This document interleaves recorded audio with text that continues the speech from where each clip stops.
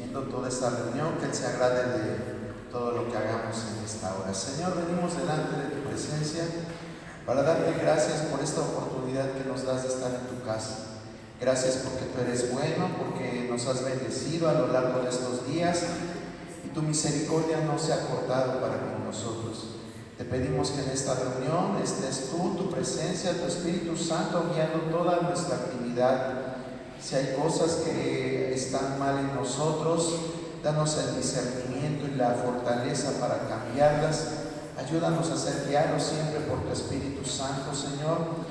Que tú crezcas más en nosotros y que nosotros menguemos, Señor, para que, Señor, tú estés, Señor, realmente reinando en nuestras vidas. Te pedimos que esta palabra traiga consuelo, exhorte y aliente a cada uno de mis hermanos que ya está aquí presente, como aquellos que vienen en camino, Señor. Te lo pedimos en el nombre de tu Hijo amado, Jesucristo. Amén. Bueno, vamos a empezar. Pueden sentarse, hermanos. Ahorita vienen las citas, muchas citas, para que nos ayuden a leerlas. Bueno, hace 8 días traje una imagen para introducir uno de los atributos de Dios. Hoy traje otra imagen. ¿Qué ven en esta imagen? ¿Alguien que quiera decir lo que ve en la imagen? Bueno, nuestra hermana Lidia ve 2 personas discutiendo. Ok. A la hermana Clara, a ver qué ve. Que depende de cómo esté. Por ejemplo, uno supongo que opina que es un 6 porque lo está viendo de su lado, y el otro dice que es un 9. Supongo que depende de cómo lo vea uno, es un 9. Ok. Depende del ángulo, ¿verdad? Con que lo vea uno. El de la izquierda está viendo un 6 y el de la derecha está viendo un 9, ¿verdad? ¿Perdón? Bueno, yo de mi perspectiva, a la perspectiva de usted va a ser diferente. También, ¿verdad? Y fíjense lo que se está dando, ¿verdad? Yo estoy diciendo la derecha y para ustedes es la izquierda y la izquierda es su derecha. Entonces así pasa muchas veces en la vida cotidiana, en nuestro diario vivir. A veces vemos las cosas desde un punto de vista. ¿Y qué podemos concluir? ¿Quién tiene la razón? Los dos. Pues depende de cómo lo estén viendo, ¿verdad? Ese es el punto, depende de cómo lo estén viendo, esa es su realidad. Hoy vamos a ver un atributo de Dios que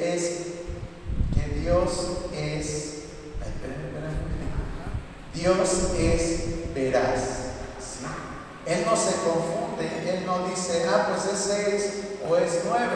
Él sabe lo que es ese número. Entonces es otro atributo de Dios, la veracidad de Dios. Dios es la fuente y norma de verdad única y final. Hoy la verdad se ve como algo subjetivo, como que cada quien puede tener su propia verdad, su propia realidad. Yo no sé si ustedes recuerden cuando iban a la escuela, no me acuerdo en qué grado, nos ponían una imagen de un elefante y decían que ese elefante, le preguntaban a las personas, y había muchas personas tocando al elefante. ¿Sí lo recuerdan? A ver, ¿qué recuerdas, hermana Eva? Pues que quien tocaba la mano decía que la mujer una serpiente, quien tocaba la pierna decía que era otro animal, y ahora uno decía que era diferente animal, pero de acuerdo a la parte del cuerpo que tocaba. Exactamente. ¿Sí la recuerdan? Bueno, yo creo que la mayoría llevamos los mismos libros de texto, y ahí aparece esa figura. No recuerdo en qué grado era, si en el segundo, en tercero o en cuarto. En quinto. Gracias. Creo que ya ni aparece, ¿verdad?, en los nuevos libros de texto. Pero esto también es esa imagen de ese libro, pues se parece a la primera que les mostré, ¿verdad? Cada quien va a decir las cosas como esa persona las percibe. Algunos Alguna vez yo les dije, bueno, es que para ser un buen juez tenemos que conocer las dos partes. Si alguien va y te dice, es que, por ejemplo, en el caso de nosotros como padres somos muy parciales, ¿verdad? Vienen nuestros hijos y nos dicen, es que papá me pegó. ¿Y por qué te pegó? Pues es que está loco o está loca y me quiso agredir, ¿verdad? Y vamos corriendo y los papás de hoy en día, bueno, que no me escuchen los papás de hoy en día, pero actualmente pues somos más dados a ir a defender o a poner la queja en las escuelas. Yo me acuerdo que antes si te caías y llegabas raspado, pues te limpiabas, te bañaban y ahí te daban algo para el dolor y ahí quedaba. Hoy no, ¿verdad? Hoy vas y investigas y bueno, todo un proceso por las agresiones. Pero somos muy dados a creerle más a nuestros hijos y está muy bien, pero si queremos ser verdaderos jueces, pues tenemos que conocer las dos partes, ¿verdad? Nada de ir y llegar y ¿por qué le pasó esto a mi hijo? ¿Y qué le hicieron? Nada, ¿verdad? Tenemos que aprender a conocer las dos partes. A esto es a lo que se refiere este atributo. Dios es veraz.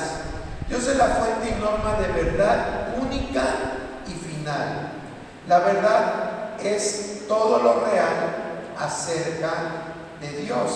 Vamos a ver algunas citas que refuerzan este atributo divino. ¿Alguien que quiera leer, por favor, Tito 1:1-2, por favor?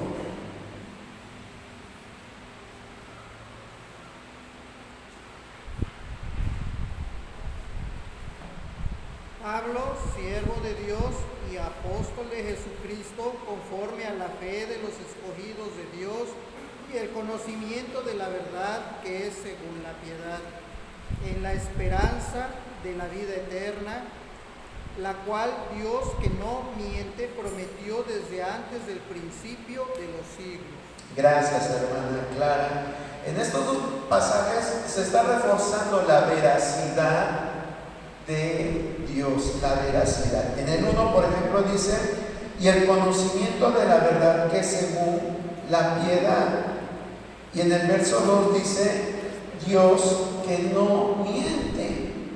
Dios no miente, hermano. Es algo que cabe aclarar, ahorita que estamos tocando este atributo, que Dios no es mentiroso. A veces cuestionamos las decisiones de Dios y decimos, pero es que si Dios sana, ¿por qué mató? ¿Por qué se llevó a mi familiar? ¿Por qué X cosa? ¿Por qué me mandó esta enfermedad? Y tratamos de hacer creer a Dios como que es una persona que miente, pero Él no miente. Ya todos los atributos que hemos visto nos han dicho que lo que Él hace es con propósitos. Él no tiene por qué mentir. Y ahorita les voy a compartir un pensamiento que lo puse en una diapositiva de por qué Él no miente, porque Él no tiene necesidad de mentir. ¿Qué dice Juan 17:3?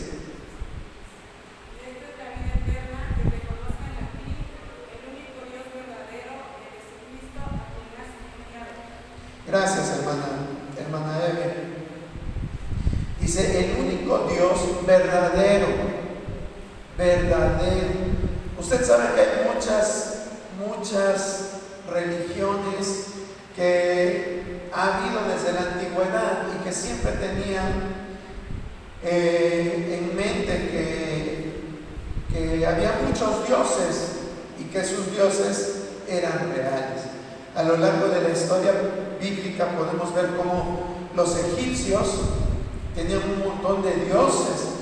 De hecho, esas 10 plagas que envió Dios a Egipto era para manifestar que esos dioses eran unos dioses pues inservibles, porque el hecho de que mandaran ranas, que mandaran langostas, que atacara al ganado, que atacara el río Nilo o las aguas del río Nilo, todo llevaba el propósito de ridiculizar válgase la expresión, el poder de esas deidades, porque ellos pensaban que había un Dios con semejanza de rana, un Dios con semejanza de toro, un Dios con semejanza a una langosta, pensaban que el río Nilo era un Dios, y entonces Dios manda todas esas plagas para hacerles ver que en realidad todas estas cosas de la naturaleza, pues en realidad no eran dioses. Solamente hay un Dios único y real. Y podríamos quizás hasta reírnos de las creencias que tenían pues los egipcios, los cananeos, incluso nuestro pueblo prehispánico tenía muchas deidades, ¿verdad? Y podríamos reírnos, pero hoy sigue habiendo gente que piensa que hay muchos dioses. La religión hinduista, otro tipo de religiones orientales piensan que hay muchos dioses, pero Dios es el único Dios real y veraz. ¿Qué dice 1 Tesalonicenses 1:9? Porque ellos mismos cuentan de nosotros la manera en que nos recibisteis y cómo os convertisteis de los ídolos a Dios para servir al Dios vivo y verdadero. Gracias, hermana Clara. Fíjese cómo aquí nuevamente Pablo está hablando acerca de que esa gente se había convertido a Dios, había dejado sus ídolos para seguir al único Dios verdadero. Dios es real, hermano. Dios es tan sorprendente, tan maravilloso. Yo estoy seguro que si nosotros ahorita nos ponemos a pensar en todo lo que Dios ha hecho en nuestra vida, deberíamos de glorificarlo, de estar siempre alabando y exaltando su nombre, porque Dios es bueno, Dios es fiel y está en nuestra vida tan presente. Yo últimamente van a decir, ya voy a empezar con sus testimonios. Usted sabe que casi no me gusta hablar mucho, pero en estas últimas semanas Dios me ha sorprendido mucho, porque le he pedido cosas que digo, bueno, sí son urgentes, pero digo, en otro tiempo de mi vida, pues a lo mejor ni siquiera hubiera orado por esas cosas. Pero a lo largo del tiempo Dios me ha hecho que aprenda a confiar más en Él. Y yo he visto cómo entre más uno confía en Él más da la cara por uno. Y cuando uno necesita su intervención inmediata, Él está ahí para respaldarnos. Es tan real en nuestra vida Dios que no podemos negar que Él sea un Dios verdadero. Romanos 3:4, ¿qué dice?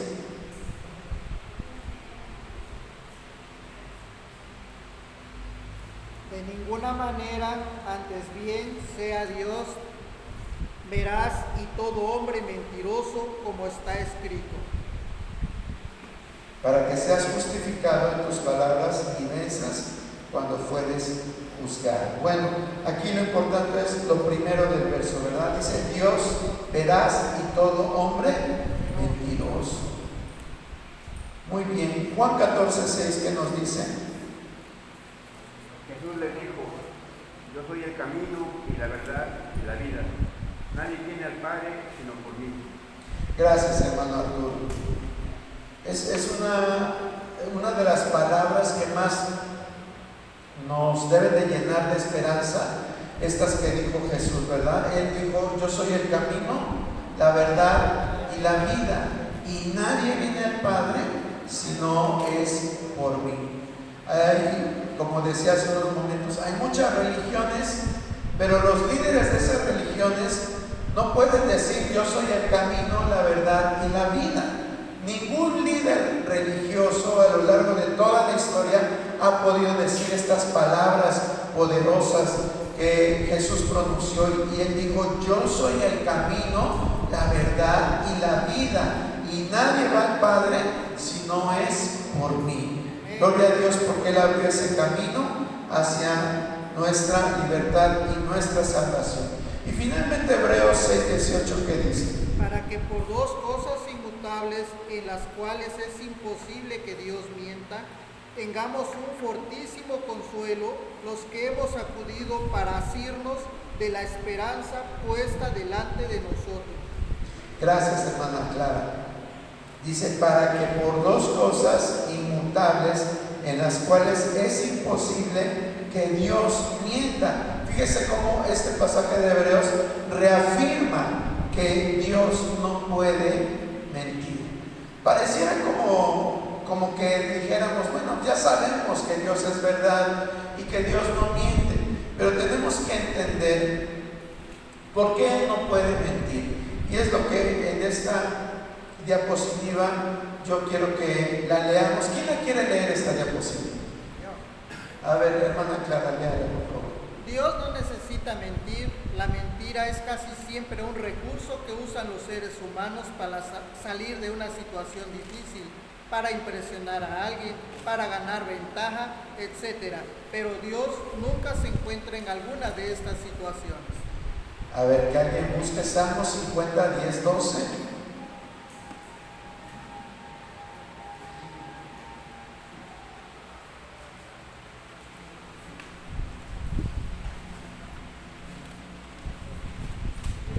Porque mía es toda bestia del bosque y los millares de animales en los collados. Conozco a todas las aves de los montes y todo lo que se mueve en los campos me pertenece. Si yo tuviese hambre, no te lo diría a ti, porque mío es el mundo y su plenitud. Gracias, hermana Clara. Pues entonces vean cómo de Dios es todo. ¿Por qué usamos este pasaje? Porque arriba dice, la mentira es casi siempre un recurso que usamos los seres humanos para salir de una situación difícil. ¿Por qué miente usted, hermano? ¿Algún honesto que haya por aquí? Para quitarnos la culpa. Muy bien, hermano Sergio. ¿Por qué mentimos? Bueno, ok. Para que no se manche nuestra imagen. Ok, sí. Exacto. ¿Por qué? Por mentirosos. Mentimos, pues sí, cuando mentimos somos mentirosos, pero el por qué, la causa de las Para no manchar mentiras. nuestra imagen, hermano. Para no manchar nuestra imagen. Para no manchar nuestra imagen, hermano. Porque alguna acción nos da vergüenza. Entonces vean cómo son muchas las causas por las cuales nosotros como seres humanos mentimos. Pero Dios no tiene necesidad de todo esto. Dice este salmo, dice mío es toda bestia del bosque y los millares de animales en los collados. Conozco todas las aves de los montes y todo lo que se mueve en los campos me pertenece. Si yo tuviera hambre, no te lo diría a ti, porque mío es el mundo y su plenitud. Sí, o sea, no tiene necesidad. Cuando Él dice, y yo estaré contigo todos los días y hasta el fin del mundo. Qué bonita promesa, ¿verdad? Pero ¿por qué lo diría? Simplemente para que nosotros le glorifiquemos, para que nosotros vivamos agradecidos con Él. Lógicamente que no lo dijo por eso. Él tiene infinidad de ángeles que le alaban día y de noche. Él lo dijo para que nosotros viviéramos con esperanza, seguros y conscientes que nuestra fe en Él pues tiene retribución. Entonces por eso es que Él dijo que todos los días estaría con nosotros. El detalle es que a veces nosotros no lo creemos y a veces andamos caminando como si Él no estuviera a nuestro lado. Y por eso es que muchas veces nosotros pecamos o hacemos cosas que a Él no le agradan. Porque aunque Dios es verdadero en lo que dice, nosotros no lo tomamos en serio. Ese es el gran problema que nosotros tenemos como seres humanos. Por eso dice la palabra, sea Dios veraz y todo hombre mentiroso.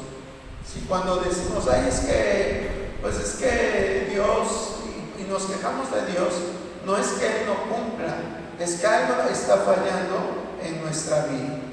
Bueno, vamos con el siguiente atributo. El número 16, Dios es fiel. La fidelidad de Dios se refiere a su lealtad a sí mismo y a toda su creación. No cambiará su carácter ni dejará de cumplir lo que ha prometido. Su fidelidad se ve en muchas áreas, ¿sí? Vamos a ver algunas de estas áreas donde podemos ver cómo Dios es fiel. Pero grábese esta definición de lo que es la fidelidad de Dios. Dios se refiere a su lealtad a sí mismo y a toda su creación. No cambiará su carácter ni dejará de cumplir lo que ha prometido. Es bien importante que sepamos que Dios es fiel porque es leal a sí mismo. Y esto es algo bien de mucho que debemos de reconocer. Cuando una persona es leal a lo que dice, es una persona de gran estima. No sé si me esté captando lo que estoy tratando de decir. A veces tú te comprometes en algo y después recapacitas y dices, ¿por qué dije eso? Pero como ya diste tu palabra, pues cumples, buscas la manera de cumplir. Eso es ser leal a ti mismo. Y es uno de los valores que se está perdiendo en nuestros días. La lealtad es algo que ya se ve cada día menos frecuente en las personas. Pero el ser leal a tu palabra es algo de sumo valor. Entonces, Dios es así. Lo que Él dice, Él lo cumple. Esa es la fidelidad. ¿Tú alguna vez te has visto comprometido en decir algo que después dices, híjole, lo hubiera pensado 2 veces? Pero como diste tu palabra, lo cumples. ¿Te ha pasado alguna vez así? ¿O eres de los que dicen, sí, ahí vamos? Y a la hora de la hora, pues no cumples. Hay personas hasta que te motivan, que te dicen, no, vamos a hacerlo, yo estoy contigo, yo te apoyo, yo esto. Y a la hora de la hora, pues te dejan solo. Es a veces frecuente esto, que suceda pues en nuestro diario vivir, pero Dios no es así. En eso consiste la fidelidad de Dios, que antes de ser fiel a ti, Dios es fiel a sí mismo. A ver, quiero que me digan alguna promesa de las que Dios tiene en su palabra, en la que usted esté arraigado y que aunque quizás todavía usted no ve el resultado de esa promesa, usted sabe que Dios la va a cumplir. No te dejaré y te desampararé, siempre te enfrentaré con la isla de mi justicia. Gracias, hermano Arturo. Muy bonita promesa. ¿Alguien recuerda alguna otra promesa? Gracias, hermana Eve. Deleítate en el Señor y Él concederá las peticiones de tu corazón. ¿Qué otra promesa recuerda usted de Dios? Su vara y su callado me infundirán aliento. ¿Qué otra promesa? Muy bien, hermana Anita. Hermana Adriana.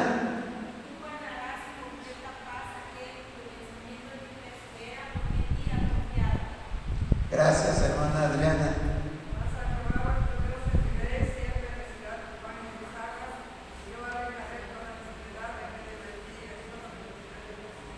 Gracias, hermana Anita. Entonces vemos estas promesas que Dios ha dado y que, aunque algunos quizás no las hemos visto, pero sabemos que Dios las va a cumplir. Por ejemplo, la hermana Anita mencionaba una promesa que aún no se ha cumplido, porque hasta que estemos en su presencia, Él nos dará esa corona de vida, ¿verdad? pero sabemos y creemos por fe que Dios va a cumplir, porque Él es fiel. Entonces vamos a ver que en diferentes áreas Dios muestra su fidelidad. En primer lugar, en el inciso A, es que Dios es fiel en la naturaleza. ¿Qué dice Salmo 119:90? De generación en generación es tu fidelidad. Tú afirmaste la tierra y subsiste. Gracias, hermano Arturo y hermana Clara. Dice, de generación en generación es tu fidelidad, ¿verdad? Y tú afirmaste la tierra y subsiste. Imagínense que Dios un día se enojara, que dijera, no, este mundo ya está de cabeza, y dijera, mejor voy a quitar la gravedad de la tierra. ¿Qué pasaría con nosotros? Pues ya andaríamos por la luna, ¿verdad? Andaríamos volando, ¿verdad? Bueno, lo podemos tomar como ciencia ficción, pero Dios tiene ese poder. Dios tiene el poder de en un día quitar las leyes de gravedad, quitar la rotación de la tierra, quitar la traslación, todas esas leyes que están rigiendo el universo, la naturaleza. Él todo eso lo puede quitar. Y la verdad es que la humanidad ha hecho mucho enojar a Dios. Y Él tiene toda la autoridad de hacerlo porque Él lo creó. Mas sin embargo, Él es fiel. Él dice muy claramente aquí que Él afirma la tierra, y porque Él afirma es que subsiste. Vamos a ver otro pasaje que está en Génesis 8:22. Mientras la tierra permanezca, no cesará la sementera y la siega, el frío y el calor, el verano y el invierno, y el día y la noche. Gracias, hermano Arturo. Fíjese cómo todo esto que menciona este capítulo de Génesis 8, en el verso 22, hasta la fecha lo tenemos. Hay personas que dicen, no, ya ese libro es obsoleto, ya la Biblia, o sea, ¿qué tienes en la cabeza? ¿Telarañas? ¿Cómo quieres sacar algún provecho de ese libro tan viejo, tan antiguo? Pero vemos estos conceptos que están en la palabra de Dios y pues sabemos que estas cosas permanecen porque Dios así lo determina. ¿Qué es lo que permanece? El frío, el calor, el verano, el invierno, el día y la noche. Todo lo que es. Todo subsiste por Él. Imagínense que un día dijera Dios, bueno, hoy voy a dejar que el sol, hoy voy a detener tantito la tierra, unos 3 días que se quede estática. Imagínense qué pasaría. A los que les tocó la oscuridad, pues van a estar en penumbras 3 días, y a los que les toque el sol, pues tres días hay con los ojos pelones por el sol. Sería un desequilibrio tremendo, hermanos. Un desequilibrio tremendo. O que dijera, pues este año, que solamente haya invierno, porque me gusta el frío. Solamente que haya invierno los 365 días del año. ¿Qué va a pasar con las cosechas? ¿Qué va a pasar con las siembras? ¿Qué pasaría? Pues nos quedaríamos muertos de hambre porque pues no se iba a producir nada en la tierra. Pero Dios es fiel. Amén. Amén. Es increíble cómo a veces nosotros decimos, ¿dónde estás, Señor? Aún como hijos de Dios preguntamos, ¿dónde estás, Señor? Y Dios está en todos lados. Lo podemos ver su sabiduría, podemos ver su omnipotencia, podemos ver su omnisciencia rodeándonos en todo lo que hay. En todo. Entonces yo creo que después de este estudio mínimo, si no aprendimos otra cosa, debemos de saber que Dios está hasta en los más mínimos detalles de todo lo que nos rodea, de todo lo que pasa a nuestro alrededor, de todo. ¿Y cómo dijimos que se llama esa cualidad de Dios? Ajá, pero dentro de la omnipresencia hablamos de dos conceptos. Uno era que Dios estaba cerca de nosotros, y el otro es que Dios iba más allá incluso de nuestro entendimiento. ¿No recuerdan cómo se llamaba eso? Ya se les olvidó. No, o sea, les digo, son cualidades que están dentro de la omnipresencia de Dios. ¿Qué es la omnipresencia? Es de que Él está presente en todo. Pero hubo dos palabritas que les mencioné. Exacto, inmanencia y trascendencia. La inmanencia es cuando Dios está cercano, nosotros lo podemos palpar cercano a nosotros. Y la trascendencia es lo que hace aún más allá de lo que nuestro entendimiento puede saber. ¿Sí? O sea, yo no sé cómo Él mantiene otras galaxias. Yo no sé si a lo mejor Él tiene vida en alguna otra galaxia. Yo no puedo saber cosas más allá de mi entendimiento, y a eso se le llama trascendencia. Y la inmanencia es todo esto que estamos viendo, que sabemos que hay un invierno, que hay un verano, que hay un día, que hay una noche, porque Dios tiene el control de todas estas cosas. ¿Sale? Bueno, y Colosenses 1:17, ¿qué dice? Y Él es antes de todas las cosas. Gracias, hermana Clara y hermana Keta. Dice, todas las cosas en Él subsisten. Todo, hermano. Todo. Nosotros a veces vemos seres vivos y pues hasta los matamos, ¿verdad? Pero para Él todo es importante. Sí, porque tú ves una araña que está en la esquina de tu cuarto, hay una telaraña, y ahí está la araña, y no somos quienes agarramos y a lo mejor la metemos en un frasquito, o con la misma escoba agarramos la araña y la llevamos al jardín, y ahora le sigue viviendo. No me molestas, al contrario, las arañas son controladores de otro tipo de insectos. Pero ¿qué es lo que hacemos? Agarramos la telaraña, le rompemos su casa, y luego de que le rompemos la casa, la bajamos y a pisotear a la pobre araña.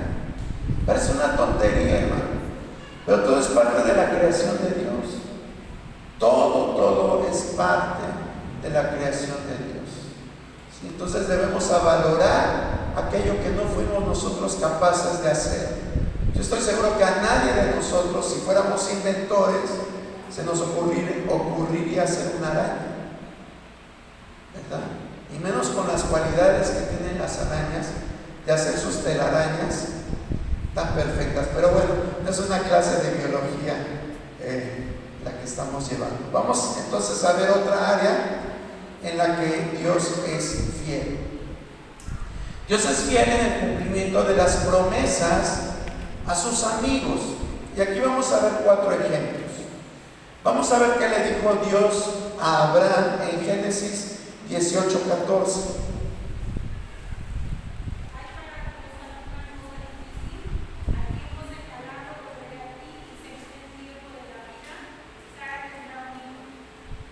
Gracias, hermana Adriana.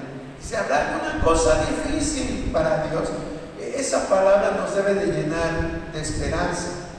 A lo mejor tú estás pasando por una situación difícil, una situación adversa. Hoy Dios te está diciendo, para mí no hay nada difícil. En su tiempo yo voy a obrar contigo. Y no tenemos que preocuparnos porque estamos en las manos de Dios, hermano. Tú estás en las manos de Dios, y lo que tú pongas en las manos de Dios, Dios lo toma, porque Dios es fiel. Hay una palabra hermosa que Dios le dijo a Samuel. Dice, yo nunca voy a echar por tierra tus palabras. Qué palabra tan hermosa le dio Dios a Samuel. Dice, nunca voy a dejar a tierra ninguna de tus palabras. Y es algo que Dios nos dice también en esta hora, porque Él tuvo misericordia de nosotros.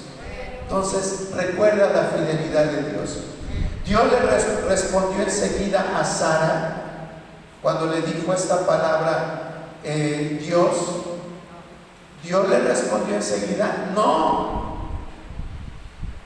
Dios le dice, habrá una cosa difícil para mí, pero no le respondió enseguida. Tuvieron que pasar años para que esa palabra se cumpliera. Entonces, aprendamos de esta historia que aunque Dios nos diga, yo te voy a responder, pero tienes que esperar. Y esperemos confiados, esperemos con alegría, esperemos con ánimo, sabiendo que Dios no miente y que Él es fiel a sus promesas. Bueno, ¿y qué pasó en Génesis 21, 1 y 2?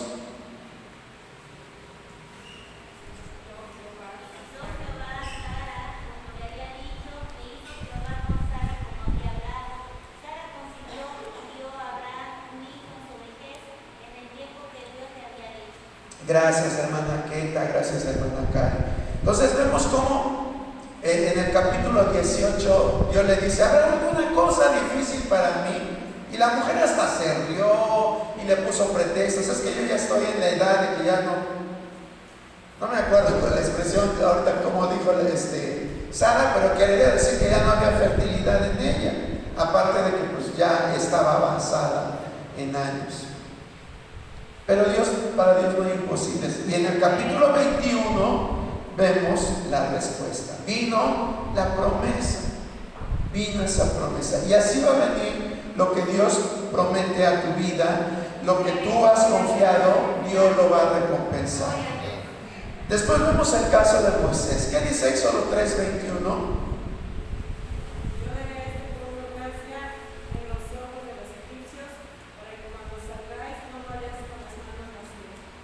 Gracias, hermana Eve. Y que, bueno, ahí Dios le dice, no van a salir con las manos vacías. A lo mejor Moisés dijo, pero, pues si somos esclavos, ¿cómo le va a hacer Dios?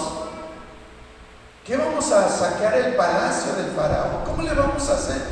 Y como cuando nosotros decimos, pues sí confío en Dios, pero no sé cómo lo va a hacer. Así probablemente estaba Moisés en ese momento. Sin embargo, vemos la respuesta en Éxodo 12, 35 y 36. ¿Qué dice la palabra? E hicieron los hijos de Israel conforme al mandamiento de Moisés, pidiéndole a los egipcios alhajas de plata y de oro y vestidos. Y Jehová dio gracia al pueblo delante de los egipcios y les dieron como pedían. Así despojaron a los egipcios. Gracias, hermano Misael. Entonces, vemos ahí la respuesta. Parecería increíble. ¿Usted se lo hubiera esperado que fuera así? Pues no. Pero esa es una de las cosas sobrenaturales y sorprendentes de Dios, que a veces no podemos saber cómo Dios nos va a responder. Nos podemos imaginar, podemos hacer conjeturas, pero ¿sabe qué? Una de las cualidades de Dios es que Dios es creativo. De hecho, es lo primero que manifestó, con lo primero que Él se da a conocer. ¿Qué dice la palabra en Génesis 1:1? En el principio creó. Dios es creativo. Y nos va a sorprender siempre en la forma en que nos va a responder. Así le pasó a Moisés. ¿Quién iba a pensar que los mismos egipcios les iban a estar dando sus alhajas de oro, de plata?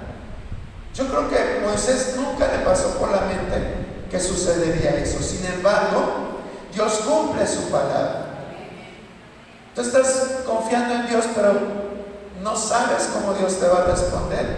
No te preocupes, eso déjaselo a Él. Él tiene maneras y formas que no podemos entender, pero si Él lo dijo, Él lo va a hacer. ¿Qué dice Josué 1, del 1 al 5? Aconteció después de la muerte de Moisés, siervo de Jehová, que Jehová habló a Josué, hijo de Nun, servidor de Moisés, diciendo: mi siervo Moisés ha muerto, ahora pues levántate y pasa este Jordán, tú y todo este pueblo, a la tierra que yo les doy a los hijos de Israel. Yo os he entregado, como lo había dicho a Moisés, todo lugar que pisare la planta de vuestro pie, desde el desierto y el Líbano hasta el gran río Éufrates, toda la tierra de los Eteos, hasta el gran mar donde se pone el sol, será vuestro territorio. Nadie te podrá hacer frente en todos los días de tu vida. Como estuve con Moisés, estaré contigo. No te dejaré ni te desampararé. Gracias, hermana Clara. ¿Cuántas promesas le da Dios a Josué? Qué hermosa esta palabra, ¿verdad? Es algo que yo creo que llenó de mucha esperanza a Josué. Pero vean cómo Dios le dice: yo te voy a entregar todo lo que toque la planta de tu pie. Dice: yo te voy a hacer pasar el Jordán. Y en ese momento no le dijo cómo lo iba a hacer. Dios simplemente le da digamos, el boceto, ¿verdad? Como, digamos, la copia del plano. Pero no dice cómo lo va a hacer. Más adelante ya le dice cómo iba a cruzar el Jordán. Pero ve cómo todo lo que le está diciendo a Josué se ve cumplido en el capítulo 23, verso 14. Si alguien lo quiere leer, por favor.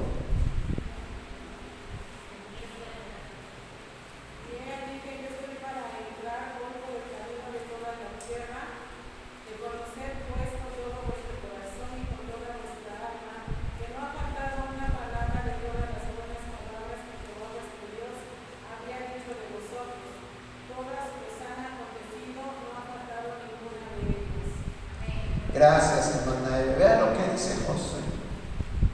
Josué probó la fidelidad de Dios. ¿Fue fácil? No, no fue fácil, hermano. No fue nada fácil. En primer lugar, él tenía temor porque el pueblo era numerosísimo. Y aunque él siempre fue un hombre fiel a Moisés, fue un hombre fiel, pero cuando Moisés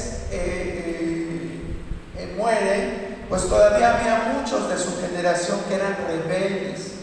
Ya para este entonces se habían hecho grupos tribales, y por lo que Dios le dice en el capítulo 1 de Josué, era porque quizás él sentía ese temor. Por eso le dice: como estuve con mi siervo Moisés, estaré contigo. Si eran palabras de afirmación, para que Josué se sintiera confiado en Dios, para que él sintiera que él tenía el respaldo de Dios. Entonces no fue fácil. Nosotros, pero ¿qué es lo que le dice Dios a Josué? ¿Qué tenía que hacer? Como primer parte, para que se cumplieran estas promesas.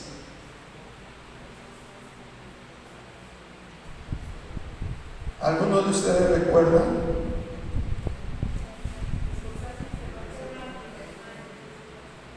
Sí, pero en el verso 8, ¿qué dice? Hasta ahí está. Gracias, hermano. Dice: nunca se apartará de tu boca este libro de la ley. O sea, no se trata de que cuando yo te dé la autoridad, porque cuando Josué, más bien dicho, cuando Dios usa a Josué en el milagro del Jordán, que se abren las aguas del Jordán, ahí es donde Dios le dice: a partir de ahora te empezaré a engrandecer. Sí, eso también reafirma lo que les dije hace un momento, como que la gente no confiaba mucho en Josué, pero Dios le dice: después de este milagro te voy a engrandecer. A partir de este milagro van a ver que tú actúas con mi autoridad. Pero Dios le dice: nunca se tiene que apartar este libro de la ley de tu boca, ¿sí? Sino que de día y de noche meditarás en él, para que guardes y hagas conforme a todo lo que en él está escrito, porque entonces harás prosperar tu camino y todo te saldrá bien. Son los detalles que a veces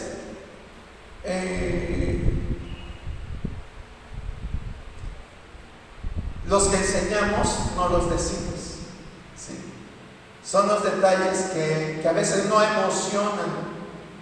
¿Por qué? Porque es una promesa condicional. Si tú obedeces, entonces haré prosperar tu camino y todo te irá bien. Y Josué lo hizo así. Nosotros, ¿qué fue lo que hizo que las murallas de Jericó se cayeran, hermano? Obedeció que diera las vueltas. Ok, que Obedeció dar las vueltas que le había dicho que diera. tuvieron que la obediencia, exactamente. Dios le dijo, tienen que dar 7 vueltas. Y el último día tienen que dar 7 vueltas más. O sea, una vuelta por día, pero el séptimo día tienen que dar 7 vueltas. Y creemos que eso fue todo, ¿verdad? Hasta se han hecho muchos cantos de esto, ¿verdad? Pero si leemos con detalle la enseñanza o el libro de Josué, Josué tuvo que hacer 2 actos antes de que Dios le dijera cómo iba a destruir Jericó. ¿Saben qué 2 cosas tuvo que hacer Josué?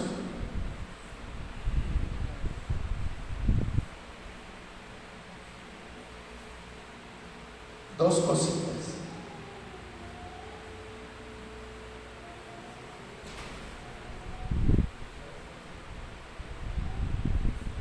No le pregunten a la inteligencia artificial.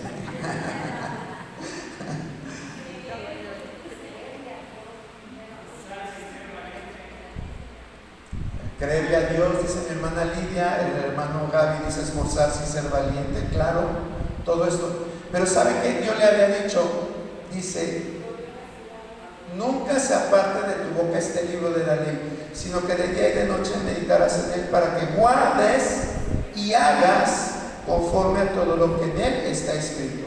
¿Sabe qué le faltaba al pueblo de Israel?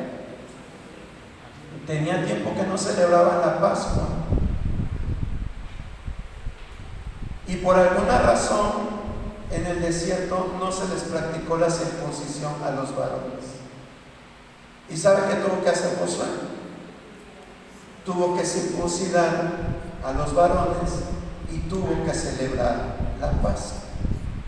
Y entonces, cumpliendo lo que estaba establecido en el libro de la ley, Dios le da la visión y le dice, ya ahora sí, ya cumpliste, ahora te voy a decir cómo vas a conquistar a Jericó. Y entonces ya le dice, van a dar una vuelta por día durante 6 días y el séptimo día van a dar 7 vueltas. Sí. Esa es la realidad de la historia bíblica. Pero todos nos vamos con la creencia de que solamente tuvieron que dar 7 vueltas y eso fue todo. Claro, ese fue el plan de Dios en ese momento para la conquista. Pero antes, ¿qué tuvo que hacer Josué? Obedecer lo que no habían hecho. Y a veces eso es lo que nos falta en nuestra vida, hermanos. Nos enfocamos en un área, pero no hemos aprendido a ver la obediencia como un todo. ¿Sí? Es como, por ejemplo, tengo problemas en mi trabajo, y bueno, Dios me dice en la Biblia que no sea flojo, que no sea perezoso, que sea diligente, que haga las cosas como para el Señor y no para los hombres, y me enfoco en eso y lo empiezo a hacer, pero no veo resultados. Y entonces analizo todas las áreas de mi vida y me doy cuenta que esos mismos principios no los estoy poniendo en práctica en mi casa, no los estoy poniendo en práctica en mi iglesia, no los estoy poniendo en práctica en alguna otra área. Y la obediencia a Dios es algo integral. Dios busca gente íntegra. Eso es lo que busca Dios de nosotros, que seamos íntegros. Como tú eres en el trabajo, debes de ser en tu hogar, debes de ser en tu iglesia. Y esto se ve ejemplificado aquí.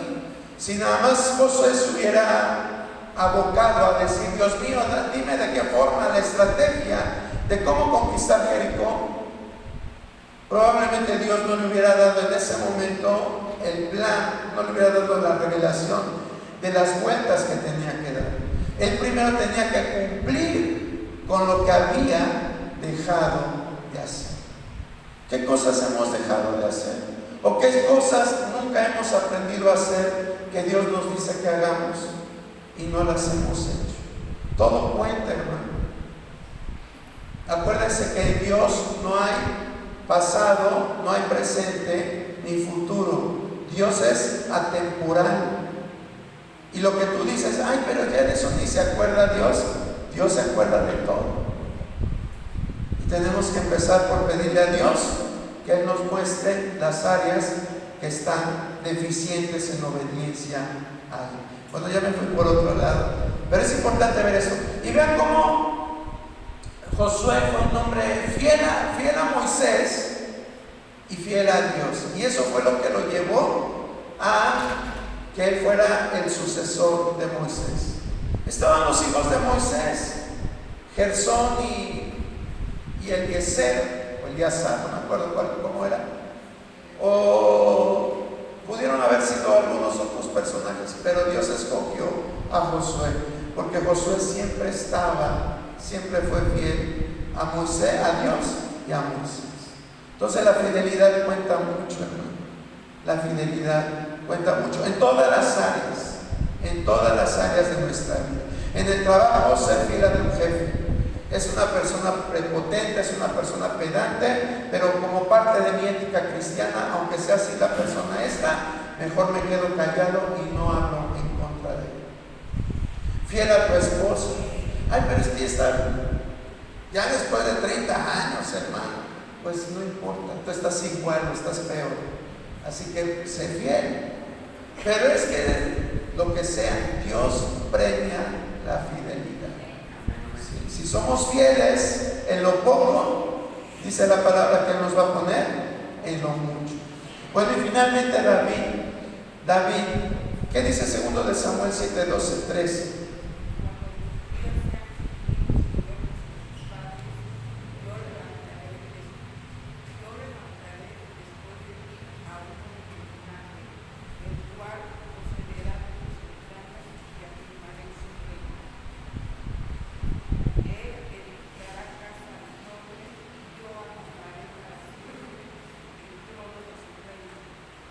Sí, hermana Queta, gracias. Aquí vemos cómo Dios le está dando promesas acerca de un hijo a David.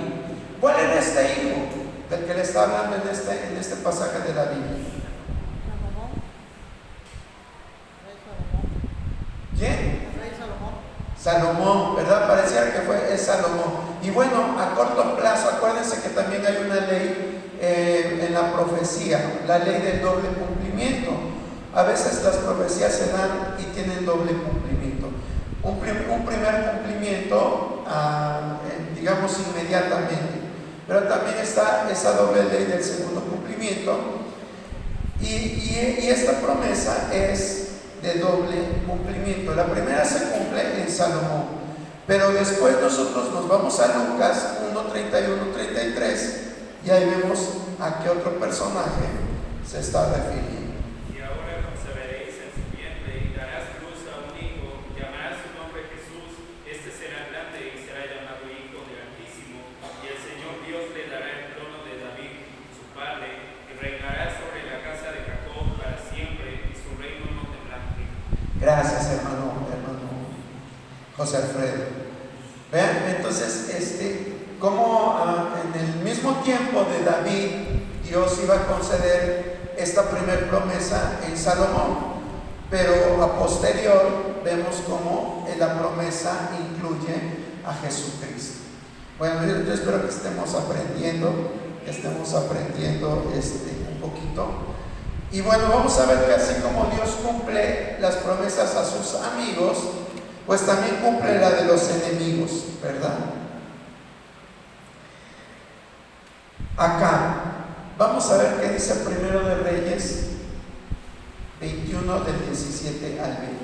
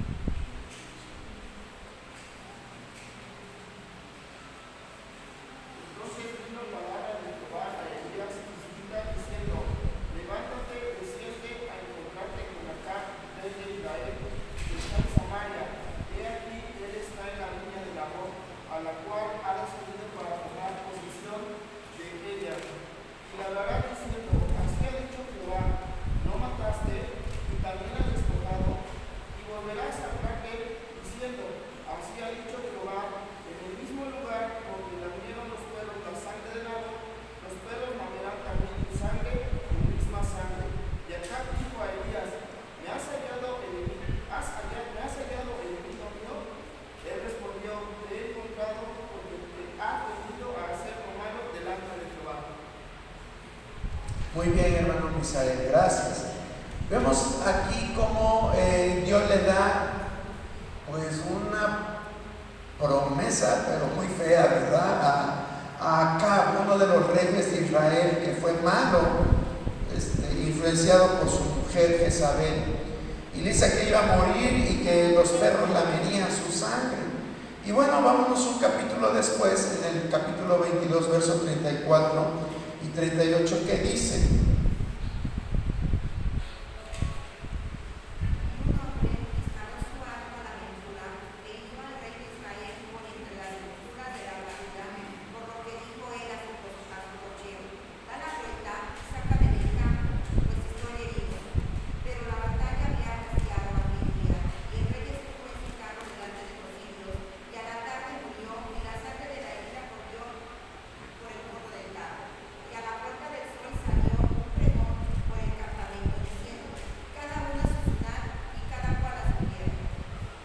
gracias, hermana Miriam. Ahí vemos el cumplimiento de esa promesa. Hermana, ¿me puedes pedir?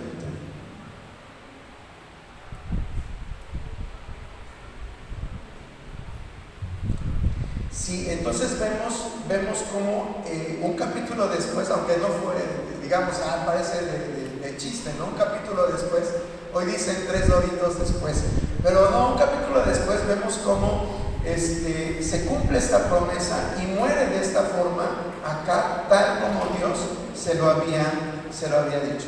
Vamos a ver ahora el desenlace de la mujer de este rey, de Jezabel. Primero de Reyes 21-23.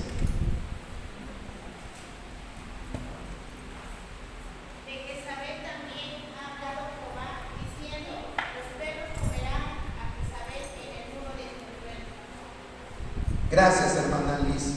Y ahí mismo, en segundo de Reyes 9:30, vamos a ver el cumplimiento de esta promesa.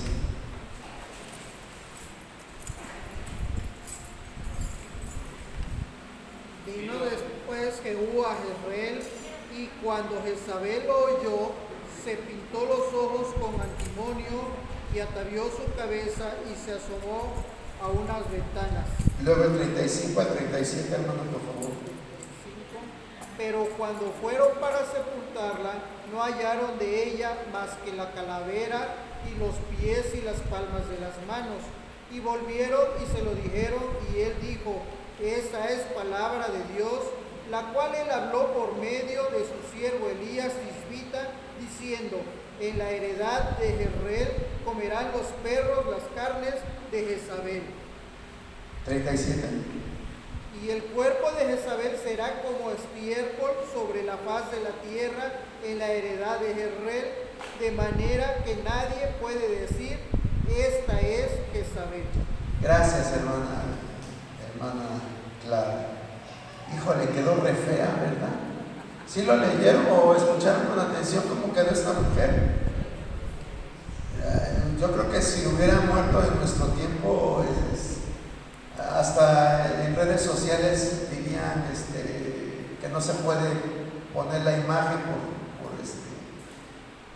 no me acuerdo la leyenda que ponen, pero no se podría mostrar porque quedó espantosamente espantosa esta mujer. Dice que solo encontraron la calavera, o sea, nada más el puro hueso, toda destazada, y los pies y las palmas de las manos. Eso fue lo único que quedó de esta mujer. Tal como Dios lo había dicho, así sucedió, hermano. Entonces, nosotros vemos que las promesas de Dios son muy bonitas, pero también cuando nosotros no obedecemos y vienen palabras duras a nuestra vida, también Dios las va a cumplir. Acuérdense lo que la misma palabra de Dios dice: Dios no puede ser burlado. No puede ser burlado. A lo mejor nos burlamos de nuestra esposa, de nuestros hijos, de nuestros compañeros de la escuela, de nuestros hermanos de la iglesia, pero de Dios no nos podemos burlar. Dios todo lo ve. Todo lo que hacemos. Aunque te encierres en el baño, ahí Dios está viendo todo lo que hacemos, hermano. Y un día, bueno, o sea, no se trata de intimidarnos, pero vamos a recibir lo que sembramos. Eso es lo que dice el pasaje que les mencionaba. Nadie puede ser burlado. Todo lo que el hombre ciega también va a cosechar. Bueno, entonces vamos a ver otra área, ¿verdad? Dios es fiel en momentos de tentación. ¿Qué dice en 1 Corintios 10:13? No se ve la pantalla. No se ve la pantalla. Ya se fue la imagen.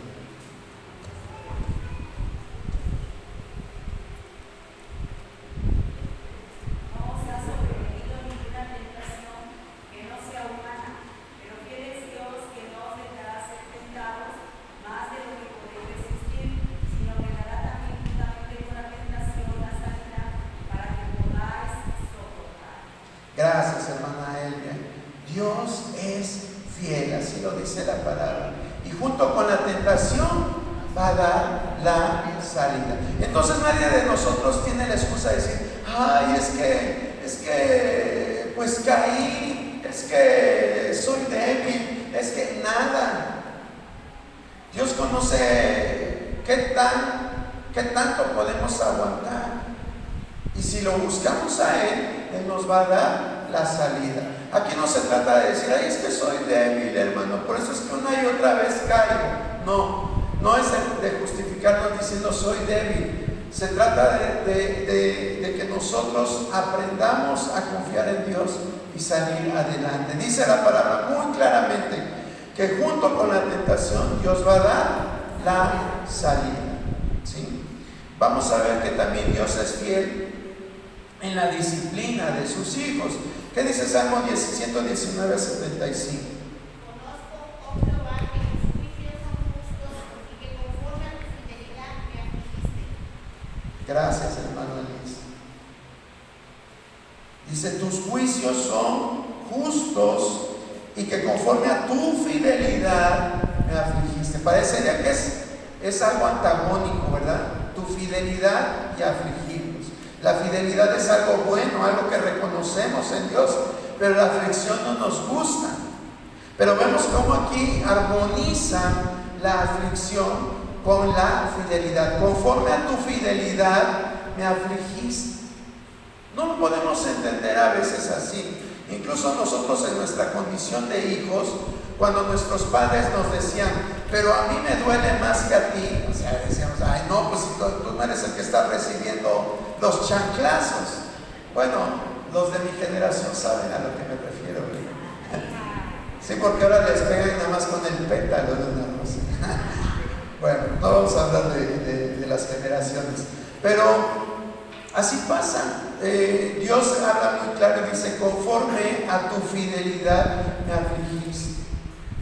Quiere decir que muchas veces las aflicciones que vivimos es para que nosotros podamos ver la grandeza de Dios y no nos desviemos del camino.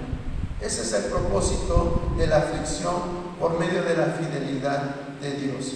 Y Hebreos 12:6, ¿qué dice? Ese está muy claro. Porque el Señor al que ama disciplina y azota a todo el que recibe por hijo. Gracias, hermana Clara. El Señor al que ama disciplina y azota al que tiene por hijo. Muy bien, vámonos un poquito más rápido. Creo que ya está en la última diapositiva.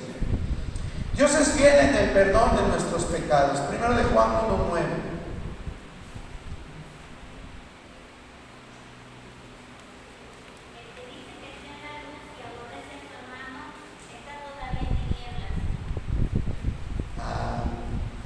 Primero de Juan 1:9. Confesamos nuestros pecados, Él es fiel y justo para perdonar nuestros pecados y limpiarnos de toda maldad. Gracias, hermana Miriam. Dice: si confesamos nuestros pecados, Él es fiel y justo para perdonar nuestros pecados. Ahí vemos cómo la fidelidad de Dios se manifiesta al perdonar nuestros pecados. Dios es fiel en darnos una salvación segura. De aquí vamos a leer solamente una cita. Vamos a leer 1 Corintios 1:8-9, que es la primera. Solamente esa cita para abreviar tiempo.